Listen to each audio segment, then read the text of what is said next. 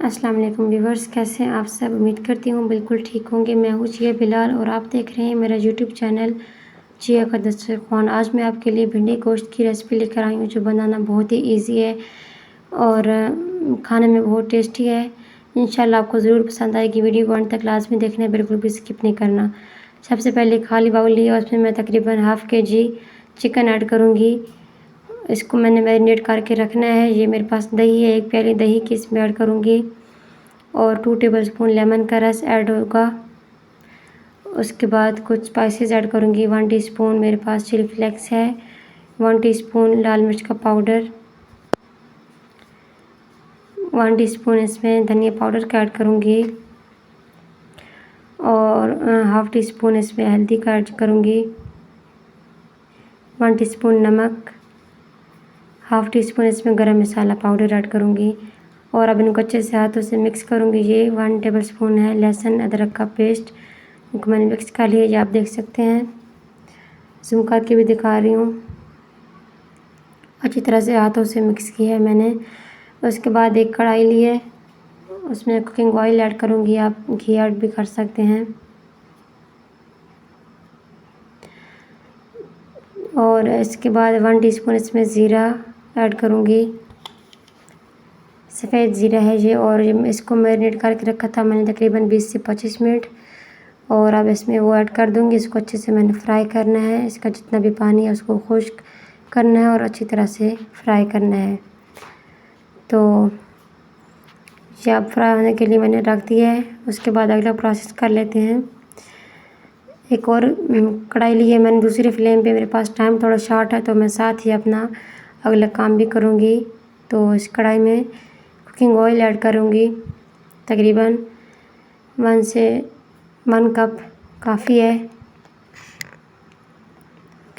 और उसके बाद इसमें भिंडी फ्राई करने के लिए ऐड करूँगी।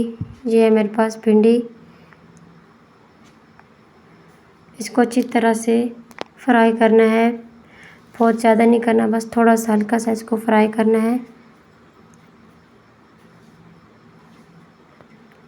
तो आपने वीडियो को अंत तक लाजमी देखना है, मेरा हर स्टेप को फॉलो करना है। इंशाल्लाह आपको रेसिपी बहुत पसंद आएगी। हमारा गोश्त फ्राई हो चुका है, ये आप देख सकते हैं अच्छी तरह से। इसने ऑयल रिलीज़ कर दिया है और इसका कलर भी चेंज हो गया है, गोल्डन कलर कर दिया इसने। और अब मैं फ्लेम को ऑफ़ कर दूँगी, इसको कवर करके रख दूँगी। उसके बाद हम फिर भिंडी की तरफ आते हैं। तो हमारी भिंडियाँ तकरीबन फ्राई हो चुकी हैं। ये देखें, इनको इतना ही फ्राई करना है। अगर आप ज़्यादा करेंगे तो इनका कलर भी डार्क हो जाएगा। ये अच्छी तरह से फ्राई हो चुकी हैं। बस हल्की सी अगर ये एक आध भिंडी भी हल्की सी ब्राउन हो तो आपने इनको निकाल लेना है। तो अब मैं इनको निकाल लूँगी। ये आप देखें, इसी तरह से आपने इनको फ्राई करके निकालना है। उसके बाद उसी ऑयल में मैं प्याज ऐड कर दूँगी। 4 से 5 अदद प्याज है मेरे पास, दरमियाने साइज़ के। भिंडी में प्याज थोड़े ज़्यादा यूज़ होते हैं तो इनको मैंने ब्राउन नहीं करना, बस हल्का सा इनको फ्राई करना है। ये आप देखें, इतना ही मैंने इनको फ्राई करना है, बिल्कुल थोड़ा सा किया है। और उसके बाद हाफ़ टीस्पून इसमें लहसुन का पेस्ट ऐड कर दिया है। तो प्याज मेरे अच्छे से हो चुके हैं, जितना मैंने इनको करना था, इससे ज़्यादा नहीं करना। उसके बाद इसमें टमाटर ऐड कर दूँगी। 3 दरमियाने साइज़ के टमाटर मेरे पास, ये इसमें ऐड कर दूँगी। थोड़े बड़े बड़े काटने हैं आपने, बहुत बारीक नहीं काटने। इनको अच्छे से मिक्स करना है और 1 से 1.5 मिनट तक पकाना है, ज़्यादा नहीं। तो टमाटर इसमें अच्छे से पक चुके हैं, ये देखें हाल हो गए हैं। अब मैं इसमें सब्ज़ मिर्च ऐड करूँगी। इनको मैंने चॉप किया है, 3 से 4 सब्ज़ मिर्च है मेरे पास। और उसके बाद spices 1 teaspoon chilli flakes, 1 teaspoon नमक, 1 टीस्पून धनिया पाउडर, हाफ़ टीस्पून लाल मिर्च पाउडर। इनको अच्छे से मिक्स करूँगी और कोई स्पाइसेस ऐड नहीं करना है इसमें। बस इस मसाले को आपने कच्चा कच्चा ही बनाना है, बहुत अच्छे से नहीं पकाना। ये इसमें ऐसा ही होगा।